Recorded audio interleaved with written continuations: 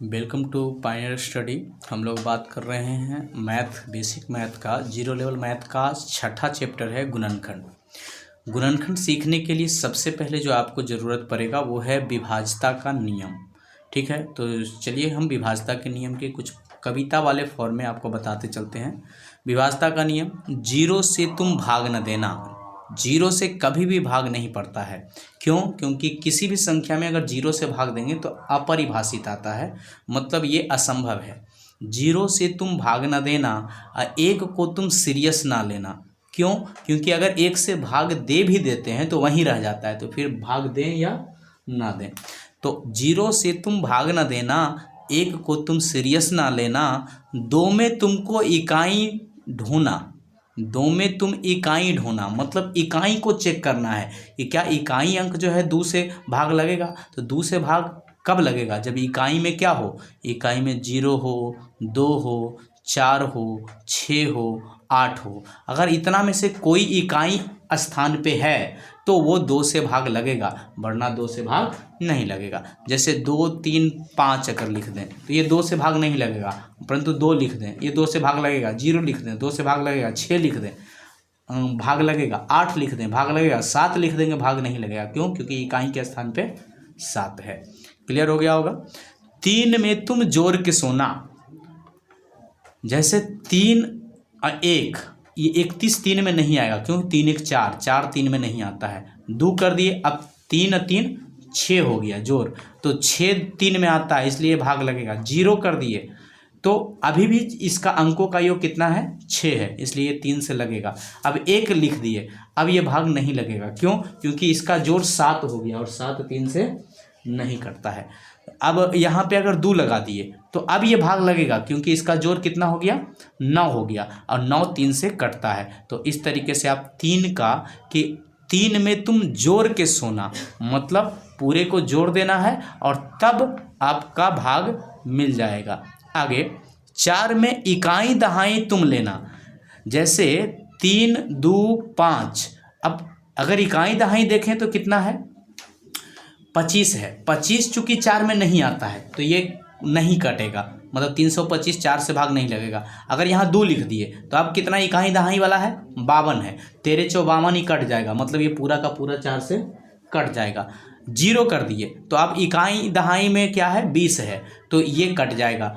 1 कर दिए, अब इकाई दहाई में 1 है तो ये 4 से नहीं कटेगा, इसलिए ये पूरा भी 4 से नहीं कटेगा।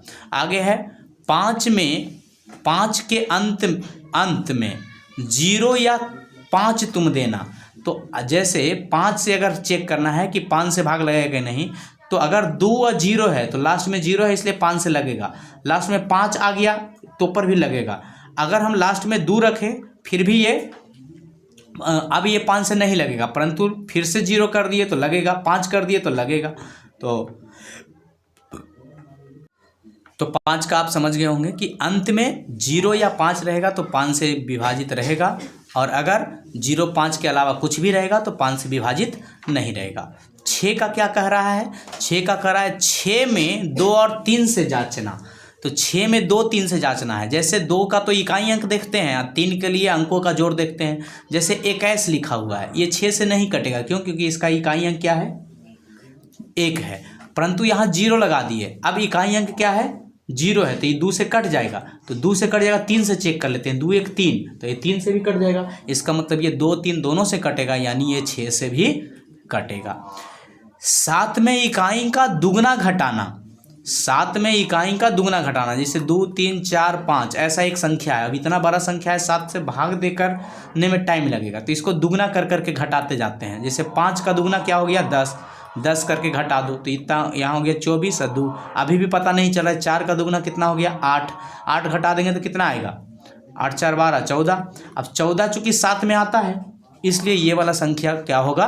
7 से विभाजित होगा। तो इस तरीके से इकाई का दुगना करके शेष में क्या करते हैं? घटाते जाते हैं और चेक कर सकते हैं। 8 के अंत में 3 अंक जांचना।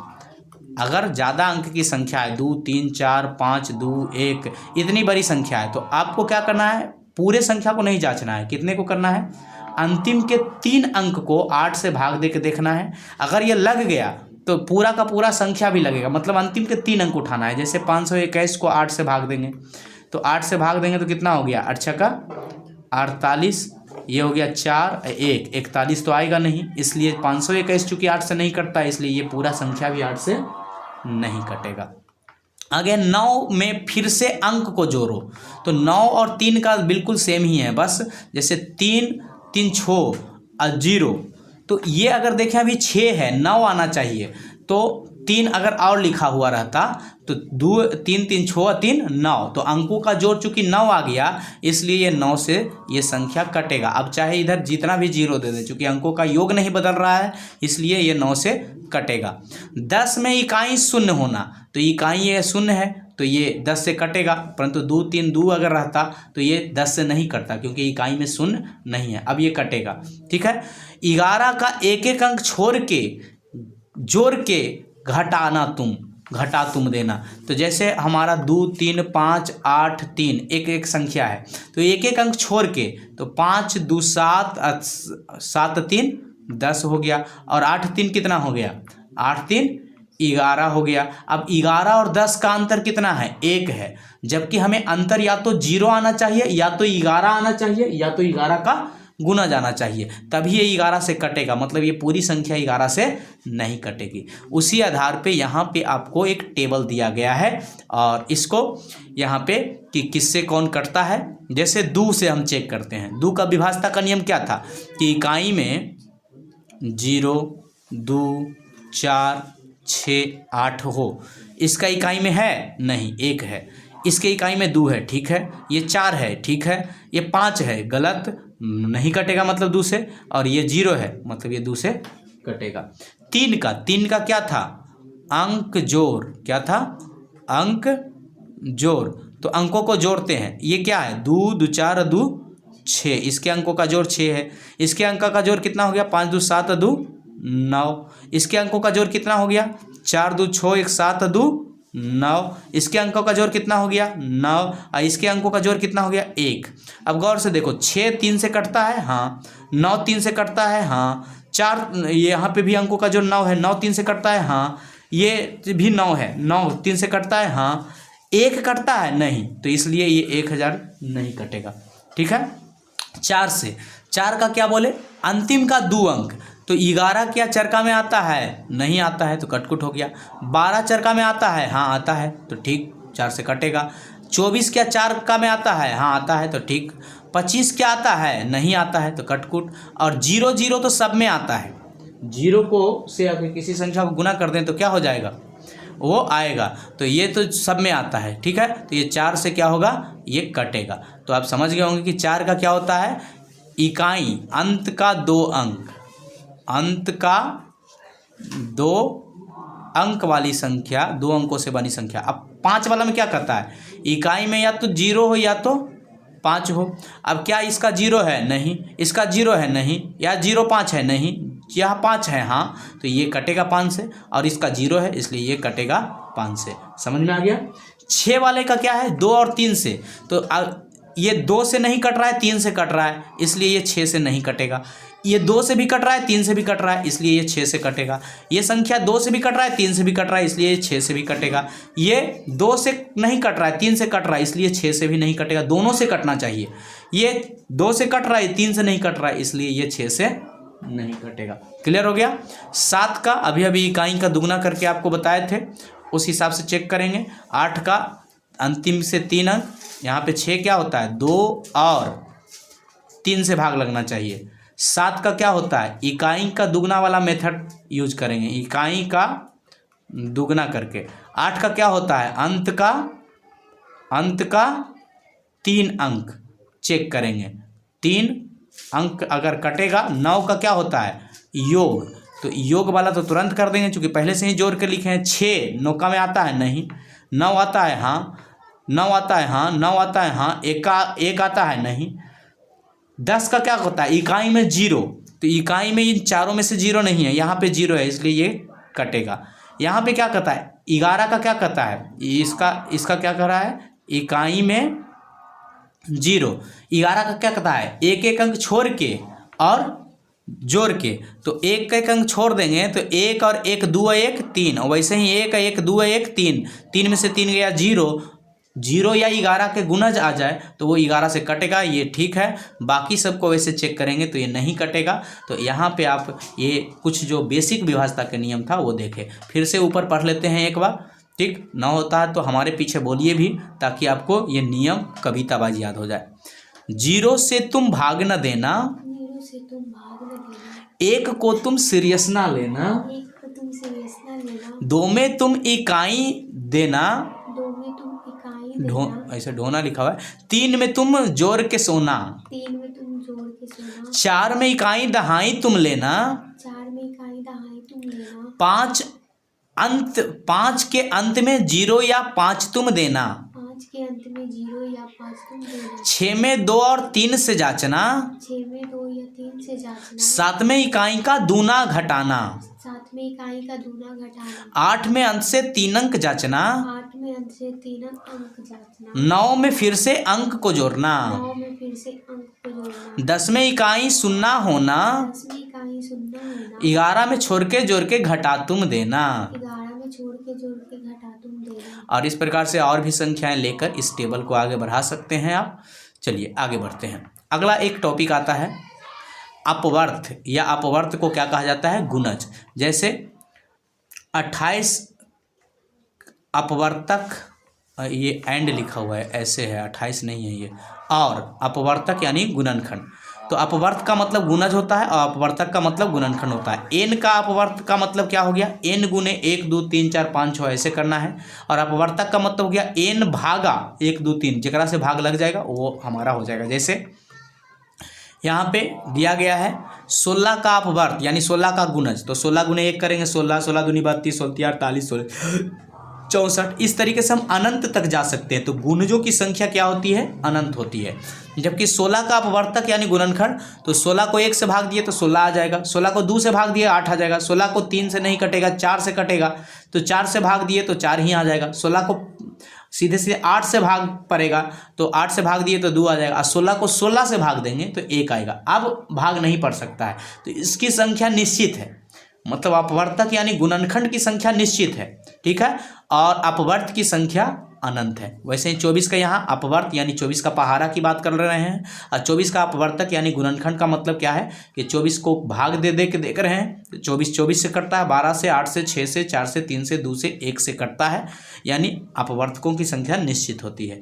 चलिए आगे बात करते हैं। यहाँ पे एक चीज़ आपको कन्फ्यूजन डालेगा, यहाँ भी गुणनखंड लिखा हुआ है और यहाँ भी गुणनखंड है, परंतु इसके आगे अभाज्य लिखा हुआ है, ठीक है, और इसके आगे अभाज्य नहीं है, ये अपवर्तक है, ठीक है। तो अभाज्य गुणनखंड क्या होता है, जिसका केवल 2 गुणनखंड हो उसे हम अभाज्य संख्या कहते हैं। जैसे सबसे छोटी अभाज्य संख्या क्या है, 2 है, उससे बड़ी 3, उससे बड़ी 5, उससे बड़ी 7, उससे बड़ी 11, उससे बड़ी 13, उससे बड़ी 17, उसके बाद 19 23 29 31 37 41, इस तरीके से 50 तक संख्याएं यहाँ लिखी हुई है, ठीक है। आगे तो इन अभाज्य संख्याओं से जब गुणा के तौर पे अभाज्य मतलब किसी भाज्य संख्या को, अभाज्य गुणनखंड किसको कहते हैं, इसको अंकगणित का आधारभूत प्रमेय कहते हैं, ठीक है। अभाज्य गुणनखंड को और क्या कहा जाता है, अंकगणित का आधारभूत प्रमेय, इसको कहा जाता है अंकगणित का आधारभूत प्रमेय कहा जाता है। इसमें क्या होता है, किसी भी भाज्य संख्या को हम अभाज्य संख्याओं के गुणनफल के रूप में लिख सकते हैं, अभाज्य संख्या के गुणनफल के रूप में लिख सकते हैं। गुणनफल होता है मतलब कोई भी भाज्य संख्या जो होता है वो अभाज्य संख्याओं का क्या होता है, गुणनफल होता है। तो चलिए पहले अभाज्य गुणनखंड यहाँ पे करना के लिए आपको बेसिक जो अब विभाज्यता का नियम पर है वही चीज़ यहाँ लिखा हुआ है, बस आपको अभाज्य संख्याओं का केवल लिखा हुआ है। जैसे 2 से 2 पहली अभाज्य संख्या है जो सम अभाज्य संख्या है, इकाई में 0 2 4 6 8 हो तो 2 से हम लगाएंगे जब तक ये इतना में से कोई आते रहे। तो 3 का अंकों का जोड़ अगर 3 से भाग लग रहा हो तो हम 3 से लगाएंगे, इकाई में 0 या 5 हो तो हम 5 से लगाएंगे, 7 से इकाई का दुगना करके जांच लेंगे, और 11 से छोड़ के जोड़ के अंतर वाला अभी समझाए थे। यहाँ पे जो लिखा हुआ है कि अभाज्य संख्या, कोई भी अभाज्य संख्या जो हो, जैसे 13, 17, 19, ये सब पे ये नियम काम करता है। आगे भी जो भी अभाज्य संख्या हो, बस करना क्या होता है, जैसे ये 13 का है तो 13 को 10 के गुणज से एक ज़्यादा या एक कम तक लेके जाना है। तो 33 39, ये 40 से मतलब 10 गुने 4 से एक कम है, ठीक है। तो इसको हम लिख सकते हैं 4 गुने 10 39 को -1। यहाँ पे कह रहा है घटाओ में जोड़ेंगे और जोड़ में घटाएंगे, तो यहाँ पे माइनस आया है तो इसको जोड़ेंगे। तो क्या करेंगे, इकाई का 4 गुना, ये जितना n है उतना गुना करते हैं, इकाई का 4 गुना करके शेष में जोड़ते हैं। जैसे यहाँ पे इसका एक चेक करने के लिए कि ये 13 से भाग लगेगा कि नहीं, इसको हम 13 से भाग, तो 4 गुना करना है, तो इकाई का 4 गुना क्या हो जाएगा, 4 हो जाएगा, क्योंकि 1 है इकाई में, तो 1 का 4 गुना 4 हो गया। अब इसको जोड़ना है तो जोड़ते जाएंगे, 4 2 6, 3 2 3। अब फिर भी पता नहीं चल रहा है कि 13 से लगेगा कि नहीं, तो 6 का दुगना क्या हो जाएगा 12, जोड़ेंगे 3 2 5 2 1 3 3, अभी भी पता नहीं चल रहा, तो 5 का दुगना कितना हो गया 10, कितना हो गया 3 और 4, क्या 43 आता है तेरका में, नहीं, तो इसका मतलब ये संख्या भी तेरका में नहीं आएगा। तो इस तरीके से इकाई का 4 गुना करके शेष में जोड़ते चले जाते हैं, और उसी हिसाब से 17 का बना सकते हैं, 19 का बना सकते हैं। जैसे 17 का 10 के गुणज के आसपास में कौन है, एकामन है, तो 5 गुने 10 अब +1, कितना गुना 5 गुना, तो इकाई का 5 गुना करके, चूंकि प्लस है तो यहाँ घटाएंगे, ठीक है। यहाँ पे 19 गुना 1, तो 19 को हम क्या लिख सकते हैं 2 गुना 10 -1, यहाँ माइनस है तो जोड़ेंगे, के गुना करके 2 गुना, तो इकाई का दुगुना करके शेष में जोड़ते हैं। यहाँ पे कुछ संख्या दिया गया है जिसके अभाज्य गुणनखंड बताए गए हैं, चलिए देखते हैं। इकाई में 5 है तो 5 से लगा सकते हैं, 5 से लगाएंगे, एक साथ ही भागा करते जाएंगे, क्योंकि हमें पहले से ही पता है कि ये कटेगा ही कटेगा। तो 5 से 5 दूनी 10, 2 और 5 5 5 25, 25 5 5 25 होता है। हम चाहें तो यहाँ एक बार और लिख सकते हैं, यहाँ 5 लिख देंगे तो इधर पट्टी वाला, और यहाँ एक बार में आएगा, लास्ट में हमेशा कितना बचेगा 1 बचेगा, ठीक है। अगर इधर तो इन सबको गुणनफल के तौर पे 125 का गुणनखंड क्या लिखेंगे 5 गुने 5 गुने 5, और वैसे ही 1 3 3 1, अगर इसको देखें 3 3 6 2 8, 2 से भी नहीं कट रहा है, 3 से भी नहीं कट रहा है, 5 से भी नहीं कट रहा है, तो हम सीधे सीधे 11 से ट्राई करते हैं। 3 1 4, 3 1 4, 4 में से 4 गया 0, 11 से कट जाएगा। 11 से कितना बार में कटा, 11 1 11, 2 1, 11 दूनी 22, 1 1 1, ठीक है। 11 कर हैं 21 से, हम चाहें तो एक बार और लगा सकते हैं 11 1, ठीक है। इस 1 को हम नहीं लेंगे तो 11 गुने 11 गुने 11 हो गया। तो इस तरीके से हम अलग अलग क्वेश्चन यहाँ पे बनाए हैं, उसी प्रकार से जैसे यहाँ पे 5832 का दिया हुआ है, इकाई में क्या है 2 है तो 2 से तो लगेगा, तो 2 से भागा लगाए, 29 दूना 58 या 2 दूनी 4, ऐसे कर सकते हैं भागा देके, 2 दूनी 4 1 8, 9 दूनी 18 और 16 दूनी 32, फिर 6 है तो फिर 2 से लगेगा, 14 दूनी 28, ठीक है, 1 1 5 दूनी 10, 1 6, तो यहाँ गड़बड़ कर दिया गया है, ठीक है।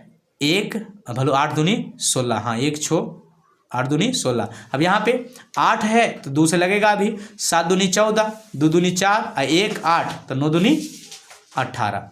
अब यहाँ पे 3 से चेक करते हैं, 7 दूनी 9 9 18, 3 से लगेगा, 3 से लगा दिए तो कितना हो गया 24 तिया 72, 3 तिया 9, 3 से लगा दिया 8 तिया 24 1, 3 से लगा दिए 27 तिया 81, 3 से लगा दिए, मतलब भागा दिया गया है, भागा दे दे के लिखते चले गए 9 और 3। तो इस तरीके से हमारा, अब इसी को हम यहाँ पे लिख देंगे कि 5832 का गुणनखंड हो गया कितना, ऊपर से लेके नीचे तक लिख दो, तो वो पूरे को गुणनफल के रूप में लिख दिए हैं। यहाँ पे भी उसी प्रकार से बनाया गया है, आप खुद से ट्राई करके इसे मिला सकते हैं, ठीक है। रोक कर वीडियोज़ को आप ये खुद बनाएं, ठीक, कुछ प्रैक्टिस भी हो जाएगा कि आपका इतना आता है कि नहीं, ठीक। हो सकता है यहाँ पे भी मिस्टेक हो सकता है, तो आप कमेंट कर दें कि हाँ किस पार्ट का केमा क्वेश्चंस थोड़ा गलत था, ठीक है।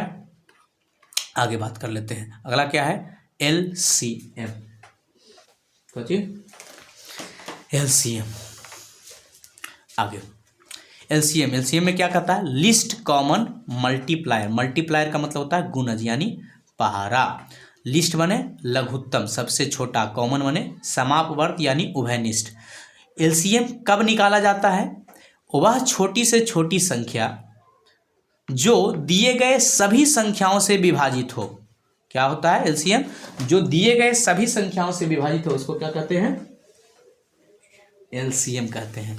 दिए गए सभी संख्याओं से जो विभाजित हो उसे हम एलसीएम कहते हैं। वह संख्या लघुत्तम समापवर्त कहलाती है। वह संख्या क्या कहलाती है, लघुत्तम समापवर्त कहलाती है, जो दिए गए सभी संख्याओं से विभाजित हो। ये याद रखें, वह छोटी से छोटी संख्या जो दिए गए सभी संख्याओं से विभाजित हो, से विभाजित हो। यहाँ पे सबसे इंपॉर्टेंट चीज यही है, क्या, से विभाजित हो, यानी जो दिया गया संख्या होगा उन सब से ये बड़ा होगा तब तो उससे विभाजित होगा।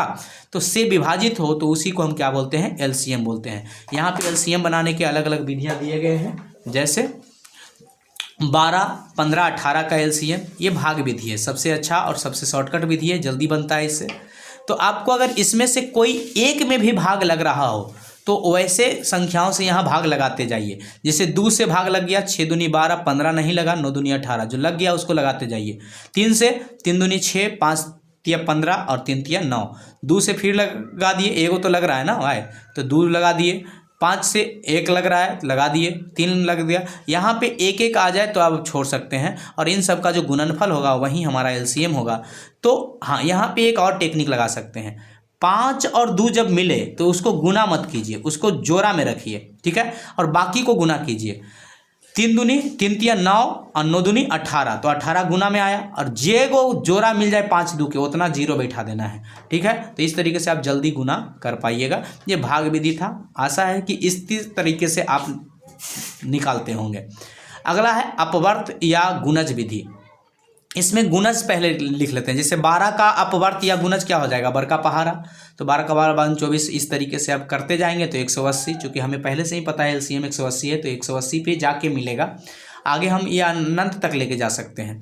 वैसे ही 15 का अपवर्त या गुणज जो हो जाएगा, 15 का 15, 15 30, इस तरीके से हम आगे भी बढ़ सकते हैं।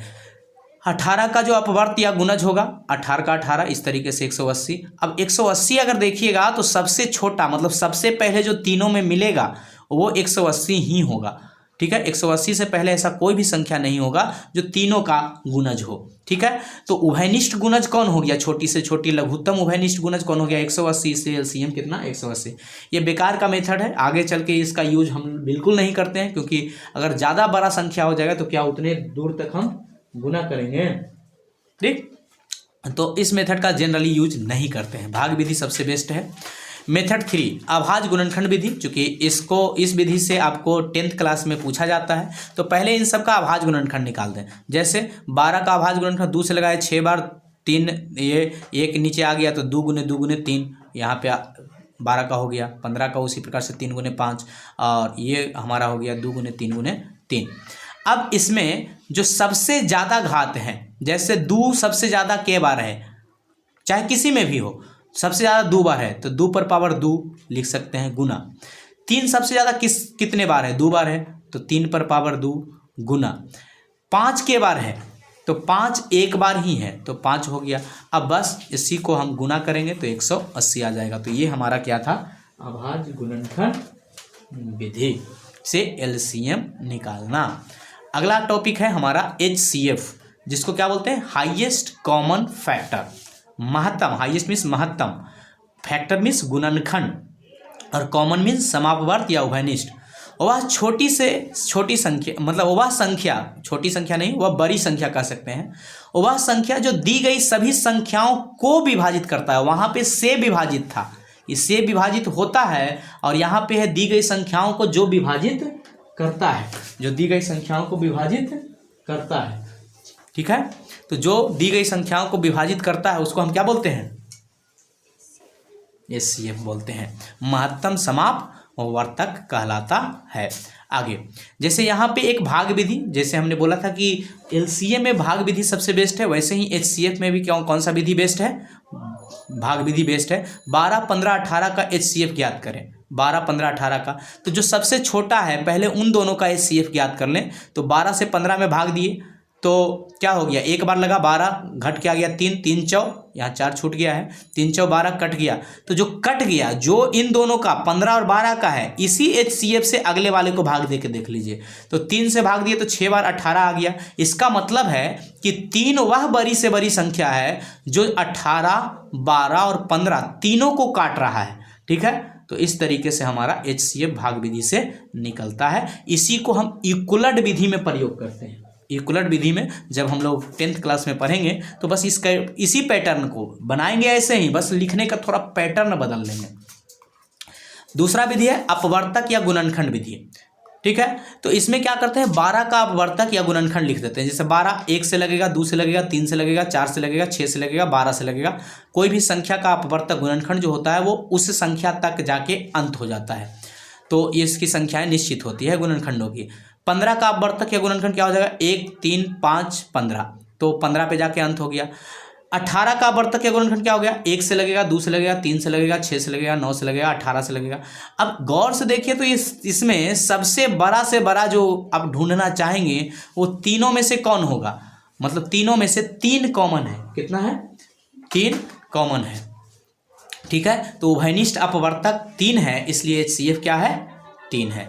ठीक है, आगे है गुणनखंड विधि। अभाज्य गुणनखंड विधि, जैसे तीनों का पहले गुणनखंड निकाल देंगे तो 12 का निकल गया कितना, 2 गुने 2 गुने 3, 15 का निकल गया 3 गुने 5 और 18 का निकल गया 2 गुने 3 गुने 3।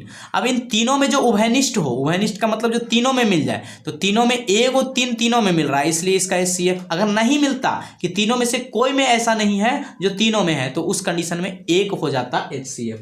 ठीक है, जब कोई उभयनिष्ठ ना हो तो HCF कौन होगा, 1 होगा। ठीक है, इसीलिए 2 अभाज्य संख्याओं का जो होता है वो HCF कितना होता है, 1 होता है। आगे वर्ग और वर्गमूल का घन और घनमूल। ठीक है, तो देखिए यहाँ पे कुछ दिया गया है। जैसे a का वर्ग का मतलब क्या हो गया, a स्क्वायर, मतलब a गुना a का वर्गमूल का मतलब हो गया रूट a।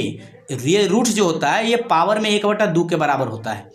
a का घन का मतलब होता है a पर पावर 3, मतलब a गुने a, और a का घनमूल का मतलब हो गया क्यूबिक रूट a, यानी इसको a पर पावर 1/3 बोलेंगे। a का n घात, तो a पर पावर n बराबर क्या हो जाएगा, a गुने a कितने बार, n बार। वैसे ही a का nth मूल का मतलब ये जो 3 था, यहाँ पे कुछ नहीं 2 था, तो वहाँ पे n रख दिए, तो n root a, nth root a जिसको बोलेंगे, तो ये कहलाएगा a पर पावर n।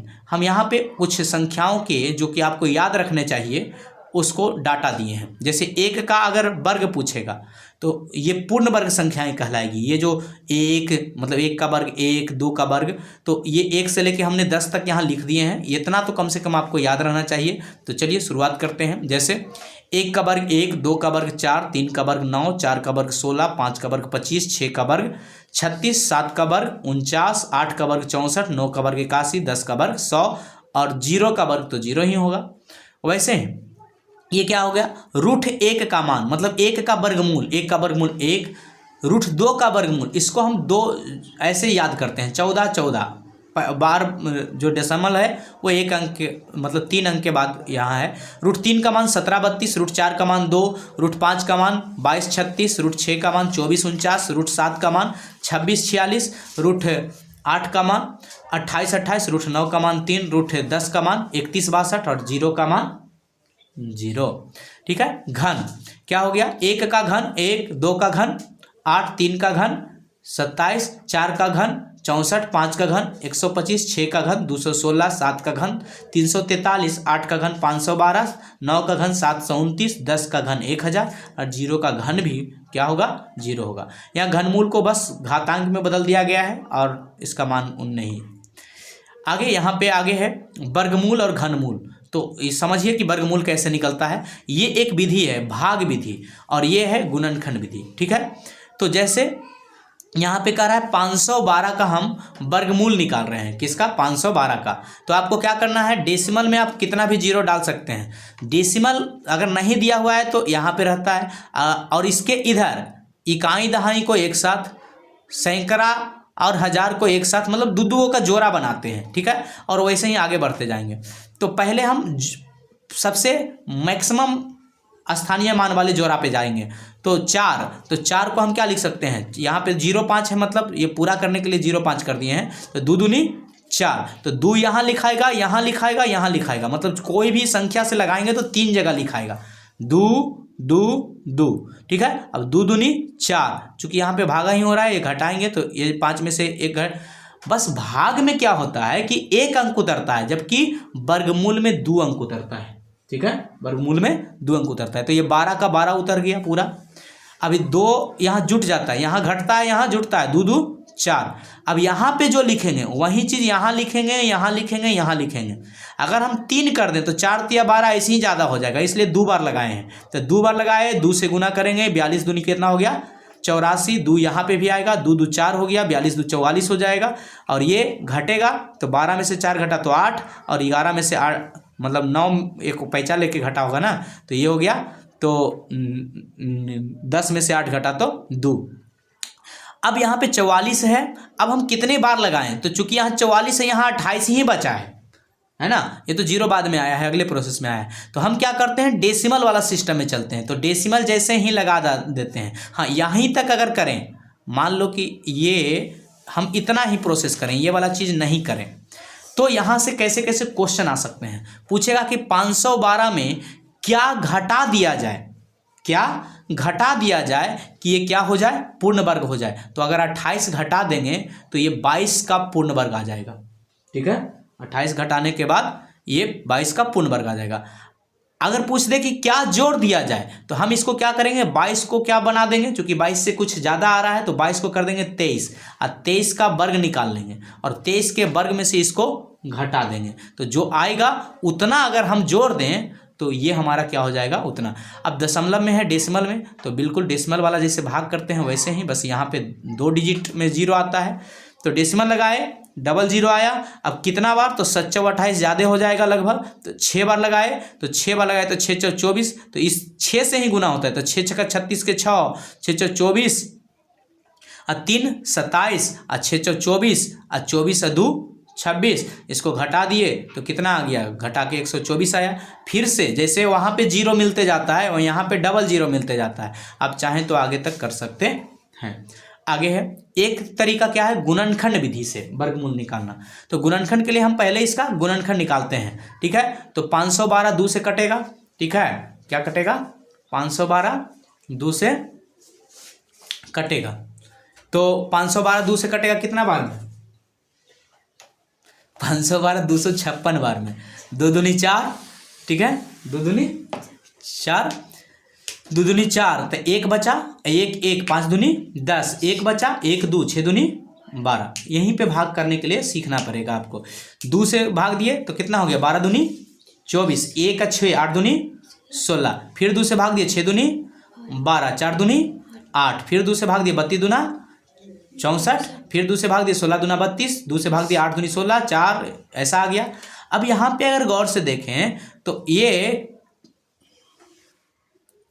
क्या है, ये हमारा 2 के गो है, 1 2 3 4 5 6 7 8 9 गो, ठीक है। तो 2 पर पावर के गो हो गया 9, 2 पर पावर 9 मतलब 2 9 गो है, तो 2 गो 9 है, तो चूंकि ये वर्गमूल में जोड़ा लगाते हैं, तो 2 गो के अगर जोड़ा लगाएंगे तो 4 जोड़ा तो कंप्लीट हो जाएगा, एगो बच जाएगा, एगो क्या हो जाएगा, बच जाएगा। तो ये 4 गो के बदला में जो निकलेगा, तो 2 गुने 2 गुने 2 गुने 2 कितना आया 16, और रूट के अंदर कितना रह गया 2।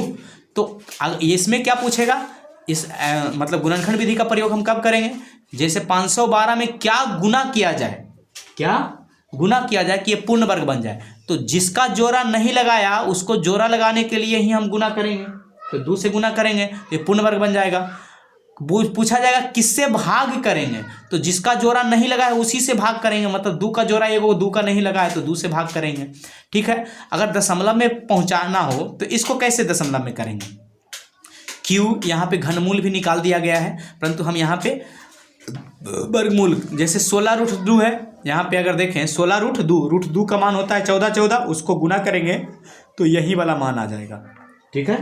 तो इस तरीके से हम दशमलव में भी डेसिमल में भी निकाल सकते हैं, यहाँ पे वही चीज़ निकाला गया है। आगे है एलसीएम एंड एचसीएफ का उपयोग, क्या है, एलसीएम एचसीएफ का उपयोग क्या कह रहा है, एक जगह पर मिलना हो, एक जगह पर मिलना हो। जैसे मान लेते हैं कि कोई वृत्ताकार पथ है, ये ऐसा आता है और इस पथ पे क्या कर रहा है, चार आदमी अलग अलग समय में एक चक्कर पूरा करता है, तो बोला जाए कि कब आके कितने देर के बाद ये सभी एक जगह पे पहुंचेगा। तो वैसे कंडीशन में, चूंकि एक जगह मिलने की बात कर रहा है ना, तो वैसे कंडीशन में हम क्या निकालें लगाएंगे, चाहे सब में गिनना हो, ठीक है, चाहे गिनती हो, ठीक है, तो उस कंडीशंस में हम एलसीएम लगाएंगे। एलसीएम लगाना हो तब मैथ बनाना हो, मतलब एलसीएम लगा के मैथ बनाना। अगर किसी को सजाना हो, जैसे बर्फी वाला आता है, सेना वाला आता है, परेड वाला आता है, अगर किसी को सजाना हो, बांट के सबको दिखाना हो, मतलब कोई जैसे 15 लीटर नापना हो, 10 लीटर नापना हो, ठीक है, अब इन दोनों को सबसे बड़ा पैमाना कितना से नापेंगे कि दोनों नपा जाए, ठीक है, तो बांट के सबको दिखाना हो तो हम HCF लगाएंगे। तब HCF तुम लगाना हो और मैथ को तुम बनाना हो। अब यहाँ पे एक चीज कह रहा है, क्या यहाँ पे कह रहा है, माना कि दो संख्या ए बी दिया हुआ है। यहाँ पे थोड़ा सा गड़बड़ है, क्या है, ये छोटी बी देते हैं, मतलब ये एक संख्या ए है, दूसरी संख्या बी है, तो इन दोनों का अगर अनुपात दिया हुआ हो कि ये अनुपात बी है और HCF x है, तो LCM जो होगा ये अनुपात का गुणनफल गुने x होगा, और पहली संख्या जो होगा वो ax होगा और दूसरी संख्या जो होगा bx होगा। ये हायर लेवल के कंपटीशंस में इसका यूज ज़बरदस्त होता है। पहली संख्या गुने दूसरी संख्या बराबर क्या होता है, LCM गुना HCF, आप खुद भी देख सकते हैं। जैसे a जो है ये ax के बराबर है और b जो है bx के बराबर है, abx ये LCM हो गया, x जो है HCF है, तो एक x a के साथ, एक x b के साथ, तो इस तरीके से हमारा आ गया। अगला कहता है छोटी से छोटी संख्या जो x बाई z से विभाजित हो, ठीक है, ऐसा निकालना हो। जैसे ही ये चीज़ दिखे कि छोटी से छोटी संख्या निकालना है तो आपको क्या कर देना है, उस वक्त LCM निकालना है। जैसे ही छोटी से छोटी संख्या कुछ निकालना हो, अब यहाँ पे क्या कर रहा है कि इससे विभाजित हो, मान लेते हैं n वो छोटी से छोटी संख्या है, n क्या है, छोटी से छोटी संख्या है, n क्या है, छोटी से छोटी संख्या है, n छोटी से छोटी संख्या है, तो हम क्या निकालेंगे, LCM निकाल लेंगे, किसका, x बाई, अब क्या कहे, दूसरा एक कहे कि n एक ऐसी छोटी से छोटी संख्या है जिसको x बाई z से भाग देने पर कितना शेषफल आता है, r, प्रत्येक दशा में r शेषफल आता है, तो इसका LCM निकाल के या शेषफल को क्या कर देंगे, जोड़ देंगे, ठीक है।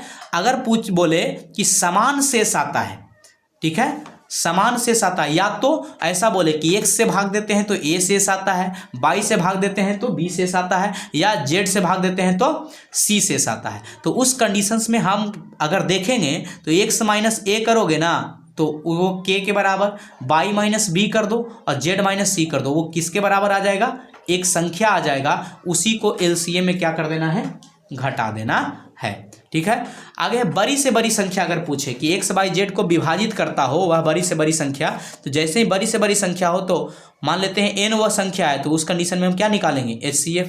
अब ऐसा बोले कि n वो कोई संख्या है, वह बड़ी से बड़ी संख्या है जिसमें x से भाग देते हैं तो हमारा समान शेष बचता है, क्या बचता है, x बाई जेड से भाग देने पर क्या बचता है,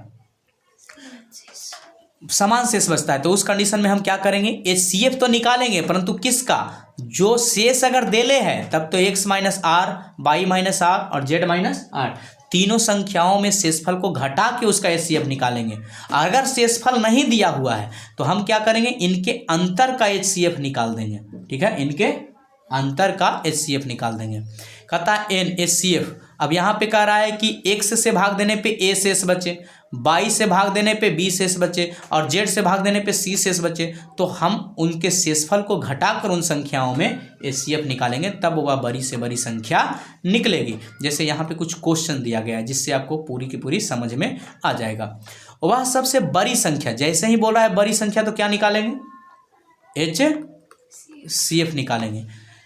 संख्या क्या होगी जिसमें 156, 181 और 331 को विभाजित करने पर प्रत्येक स्थिति में शेष कितना बच रहा है, 6 बच रहा है, मतलब ये समान शेष वाला है। समान शेष वाला का मतलब ये वाला है, ये कंडीशन लगाएंगे तो तीनों में क्या करेंगे, 6 घटा देंगे और उनका HCF निकाल लेंगे, और जो HCF आएगा वहीं हमारा क्या हो जाएगा, आंसर हो जाएगा, ठीक है। दूसरा अगला है बीजीय गुणनखंड। तो बीजीय गुणनखंड में क्या होता है, जैसे एक पदी बहुपद है उसका गुणनखंड निकालना है, तो उसको क्या करो, सारे पदों को तोड़ दो। अगर माइनस चिन्ह है तो उसके जगह पे -1 लगा दो। फिर 225 है यहाँ पे, तो 225 का अभाज्य गुणनखंड कर दिए। फिर x स्क्वायर है तो x गुना x कर दिए, और फिर बाई है तो ये क्या कर दिए, बाई कर दिए। ठीक है, आगे दो पदी बहुपद हो तो दोनों में जो कॉमन हो उसी को बाहर निकाल लेते हैं। जैसे यहाँ पे -5 इसमें भी होगा, यहाँ पे भी, तो -5 निकाल लिए। इसमें भी x है, इसमें भी x है, x निकाल लिए। इसमें भी बाई है, इसमें भी बाई है, तो बाई निकाल लिए। अब चूंकि गुना आता होगा तो चूंकि निकल गया है, अब -25 में से -5 निकल गया है, बचा कितना, 5। x स्क्वायर में से x निकल गया है, बचा कितना, x। बाई स्क्वायर में से बाई निकल गया तो बचा कितना, यहाँ पे गड़बड़ किया हुआ है, क्या बचेगा, बाई बचेगा। अब चूंकि इसमें से x भी निकल गया, बाई भी निकल गया, 5 भी निकल गया, तो खाली बचा कितना, -3। तो दो पद जब रहेगा तो उसमें क्या कर लेते हैं, कॉमन लेके बना लेते हैं, और एक पद रहे तो उसके सारे पदों को तोड़ के लिख देते हैं। आगे है त्रिपद द्विघात बहुपद। ठीक है, तो इसका समान तरीके से जैसे ऐसा दिया हुआ है तो इसको हम तोड़ेंगे। कैसे तोड़ेंगे, x square ax bx ab, सामान्य रूप से ऐसा ही द्विघात बहुपद दिया रहता है जिसका गुणनखंड। अब इन दोनों में जैसे ही, मतलब इस चीज़ को यहाँ प्लस में रहता है और यहाँ गुना में रहता है, ये दोनों जो प्लस में रहता है वहीं यहाँ गुना में रहता है। ठीक है, तो उस हिसाब से इसको तोड़ेंगे। अब इन दोनों में कॉमन क्या ले सकते हैं, इन दोनों में x कॉमन ले लिए तो बच गया x, और ये क्या बच गया a। इस दोनों में क्या कॉमन लिए, b, तो इसमें बच गया x, इसमें बच गया कितना, a। अब इन दोनों में x प्लस a कॉमन ले लिए तो इसमें बच गया x, इसमें बच गया b। तो हमारा गुणनखंड के रूप में ये वाला टर्म टूट गया, x plus a x plus b। जितने फार्मूले हम लोग अथी किए थे, यानी गुना का उल्टा क्या होता है, गुणनखंड होता है। गुना का उल्टा गुणनखंड होता है, गुना का उल्टा गुणनखंड। तो सारे फार्मूले को हम क्या करेंगे, गुणनखंड करेंगे, सारे फार्मूले को गुणनखंड करेंगे। तो देखो a square plus 2ab plus b square, तो क्या हो गया a स्क्वायर। अब 2ab को हम कैसे तोड़ सकते हैं, 2ab को ab और ab। अब इन दोनों में क्या कॉमन है, इन दोनों में a कॉमन है। ठीक है, तो a जब यहाँ से निकल गया तो ये a स्क्वायर में से a निकल गया तो बचा कितना, a। इस ab में से a निकल गया तो बचा कितना, b। और वैसे ही इन दोनों में क्या कॉमन है, b कॉमन है, तो b निकल गया तो इसमें बचा a, इसमें बचा b।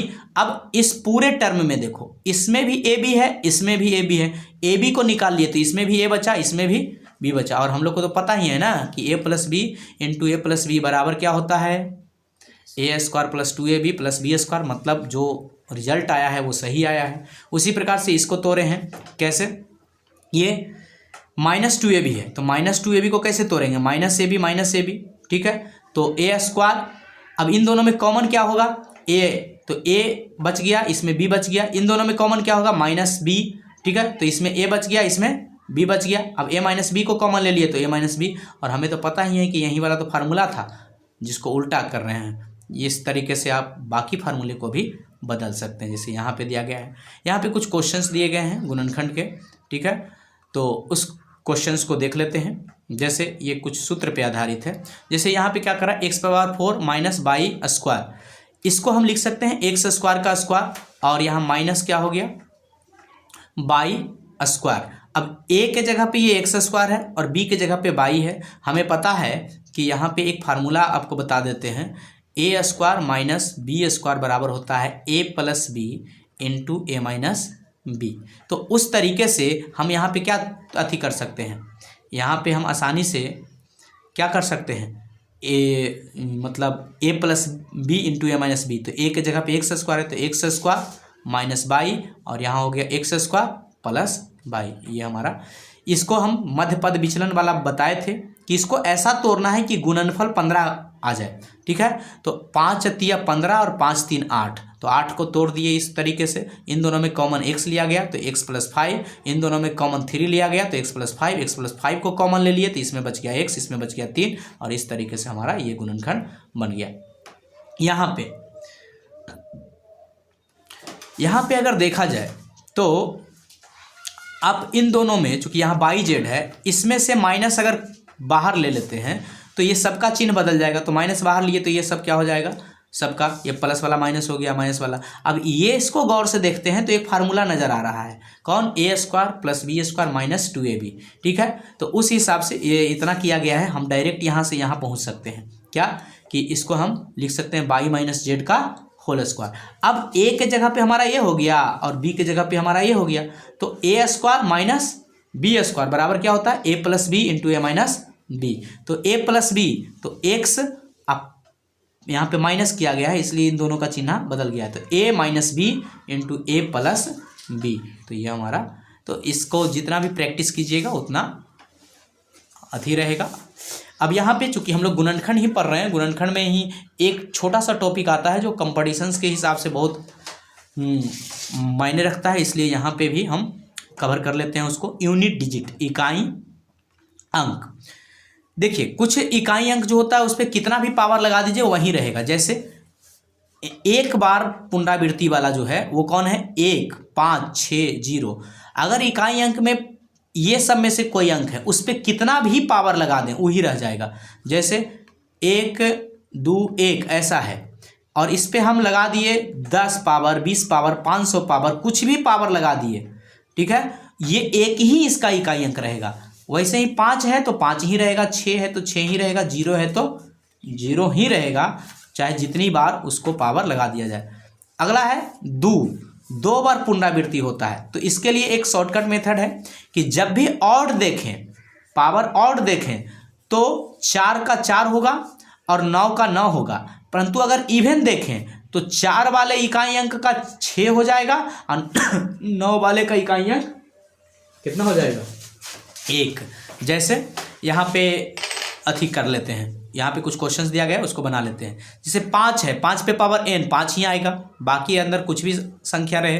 1 है, 1 पर पावर n 1 ही आएगा, परंतु यह 4 है और यहाँ पे क्या है, विषम संख्या है, चूंकि अंतिम में 5 है, 2 से नहीं लगेगा, तो ये 4 है तो 4 ही आएगा। यहाँ 9 है और ऊपर क्या है, सम संख्या, सम संख्या में क्या हो जाता है, 9 का 1 हो जाता है, इसलिए इकाई अंक क्या हो गया, 1 हो गया।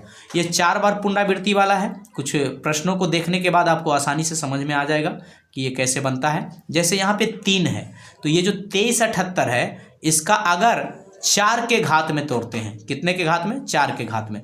जैसे 213, नीचे वाले से हमको केवल 3 देखना है तो इसको हम 3 पर पावर, यहाँ पे इसको 3 पर पावर भी लिख दें तो कोई दिक्कत नहीं, केवल हमको इकाई अंक चाहिए, इसलिए बाकी संख्याओं से हमको लेना देना नहीं है। 213 को हम तोड़ेंगे तो 4 गुने 53 प्लस 1 आ रहा है, 4 गुने 53 प्लस कितना आ रहा है, 1 आ रहा है। तो इसका मतलब ये 4 शेषफल कितना आ रहा है, 1। तो शेषफल जब 1 आता है, 3 पर पावर 1 का मान होता है, r बराबर जब 1 रहे तो 3 होता है, यानी इसका 3 का इकाई अंक 1 में 1 आएगा, चाहे संख्या कुछ भी रहे। यहाँ 2 पर पावर यहाँ पे क्या आ रहा है, शेषफल आ रहा है 2, तो 2 पर पावर 2 शेषफल में आता है 4, इसलिए इकाई अंक कितना होगा, 4। 7 पे पावर, तो 7 पे पावर यहाँ पे शेषफल कितना आ रहा है, 3। 7 पर पावर जब शेषफल 3 आता है तो इसका इकाई अंक 3 हो जाता है, इसलिए यहाँ पे 3 दिया गया है। वैसे ही यहाँ पे है 8, तो 8 पर पावर यहाँ पे शेषफल आ ही नहीं रहा है, शेषफल बराबर 0, तो शेषफल जब 0 आता है यानी वो 4 से पूरा लग गया है, तो उस कंडीशंस में हमारा क्या हो जाता है, इकाई अंक 6 हो जाता है, यूनिट डिजिट 6 हो जाता है। यहाँ पे कुछ फार्मूले दिए गए हैं तो उसको आप याद कर लें, एक बार पढ़ लेते हैं। प्रथम n प्राकृतिक संख्याओं का योग बराबर, यानी सिग्मा n बराबर n इंटू n प्लस 1/2। जैसे आपको 1 से लेके, ये याद रखें, 1 से लेके 500 तक का योग निकालना है, तो आप क्या करिए, n का मान हो गया 500, तो 500 गुना 501 बट्टा कितना हो गया, 2, इसको काटेंगे 250 बार और इसको गुना करेंगे, जो आएगा वो आंसर हो जाएगा। तो ये बहुत आसान सा चीज़ है। अगला कहता है प्रथम n प्राकृतिक संख्याओं के वर्गों का योग। अगर आपसे पूछ दिया 1 का स्क्वायर प्लस 2 का स्क्वायर प्लस 3 का स्क्वायर और इस तरीके से 15 के स्क्वायर तक का जोड़, 25 के स्क्वायर, 50 के स्क्वायर तक, तो यहाँ n का मान क्या हो गया, 15 हो गया। तो हम यहाँ पे लिखेंगे 15 इंटू 15 1 16 और प्लस 15 दूनी 30 1 31 बटा कितना 6, ठीक है, और इसको काट छाट करेंगे, जो आएगा वो हमारा इसके मतलब 1 से लेकर 15 तक के वर्गों का योग हो जाएगा। ठीक है। वैसे ही n प्राकृतिक संख्याओं के घनों का योग, तो ये कैसे पूछा जाएगा, ये पूछा जाएगा ऐसे कि 1 का क्यू, 2 का क्यू, 3 का क्यू। अब पूछ दिया कि 20 के क्यू तक, 20 के क्यू तक के तो मान नहीं याद होगा, तो इसको क्या करना है, n का मान अब क्या ले लेना है, 20 ले लेना है। ये हमेशा 1 से शुरू होगा, ध्यान रहे। तो 20 हो गया, तो 20 इंटू 20 1 21, अब बट्टा 2 का क्या हो जाएगा, होल स्क्वायर, 2 दूनी 20 यानी 210 का होल स्क्वायर। 21 का स्क्वायर करेंगे कितना, 441, 1 शून्य का डबल शून्य, इतना आएगा कि क्या, 1 से लेके 20 तक के घनों का योग।